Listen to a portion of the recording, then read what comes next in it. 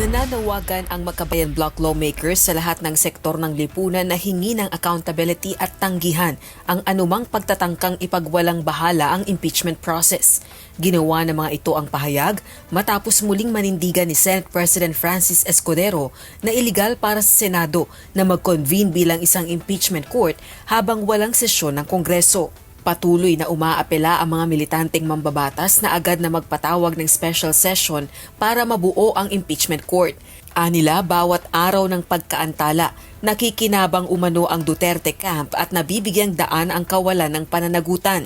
Tanong ni House Assistant Minority Leader Gabriela Partiles Representative Arlene Brosas, bakit hindi maituturing na espesyal ang proseso ng pagpapanagot sa pangalawang pinakamataas na opisyal ng bansa?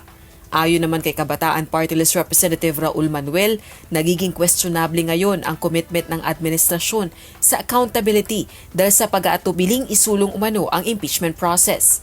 Samantala, gumagawa umano ng distraction ang kampo ng mga Duterte upang maialis ang atensyon ng publiko sa issue ng impeachment.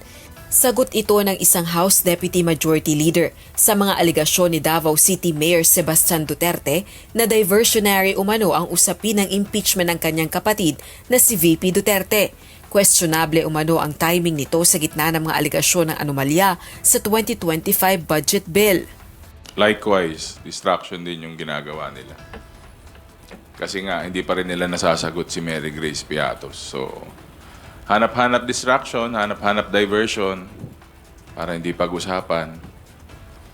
Di dumidiskarte pa rin sila.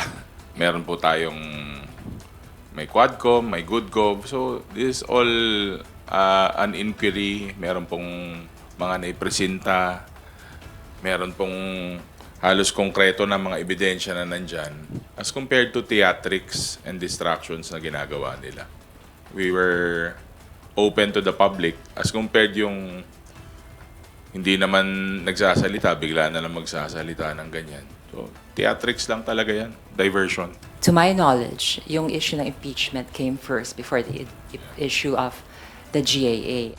May mga nakahain ng petisyon kaugnay ng 2025 budget sa Korte Suprema, gayon din sa issue ng impeachment.